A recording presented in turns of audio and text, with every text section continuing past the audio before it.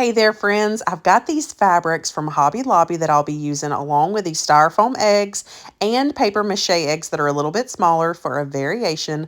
I'm Summer with hammondsnest.com. Let me show you how I'm going to make a really cute little bowl filler using just fabric and hot glue and these eggs. So first you'll want to rip some strips of fabric. This is definitely a tattered visual interest texture look that we'll have in the end. So ripped fabric works really well for that, but you just cut a little slit.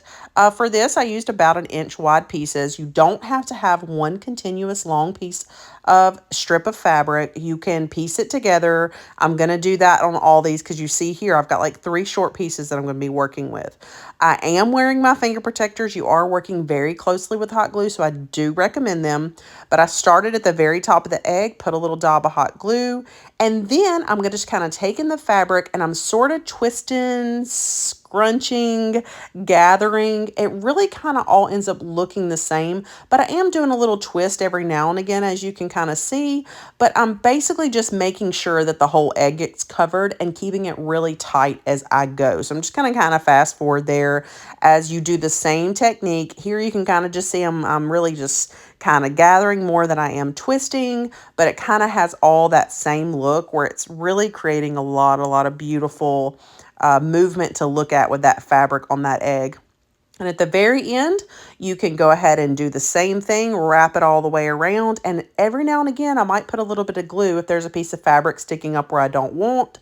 And then also one of the things, depending on the fabric you use, this blue-gray one definitely frayed a little bit more on me, so I trimmed it up some of the extra tatter. I like the tattered look, but there was just some excessive on this particular one. Now I'm going to switch to the styrofoam egg, and I'm going to use some different fabric for it. Now, one thing I want to mention is I used my hot glue gun on high temp for the paper mache egg, and you could do that if you do that, or a wooden one. But for this one, I moved it down to low temp just to help it from, any melting on the styrofoam egg. And if you try it on plastic eggs, you'll definitely want to keep it on low temp too, just to help with that. So pretty much same concept here. I'm just going to wrap, kind of twist, gather, and hopefully this visual, or you seeing a close-up look of it, will give you an idea of what I'm doing. But the biggest thing is keeping it all tight. And as you layer each little cycle around this egg as you're covering it, just make sure that it's sitting on top of each other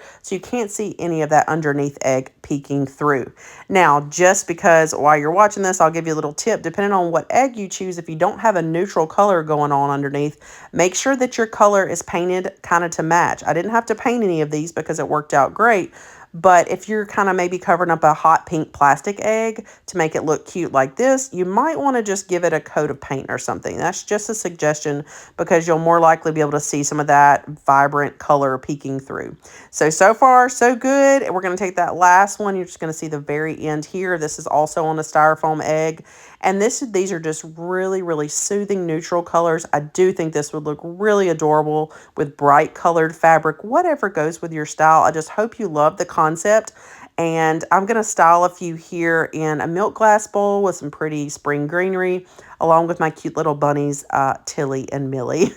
My kiddos and I like to name all the little figurines around the house, especially during the springtime. It's just really extra fun. But I hope you love this one, that you'll give it a try yourself. Thanks for watching. Bye-bye.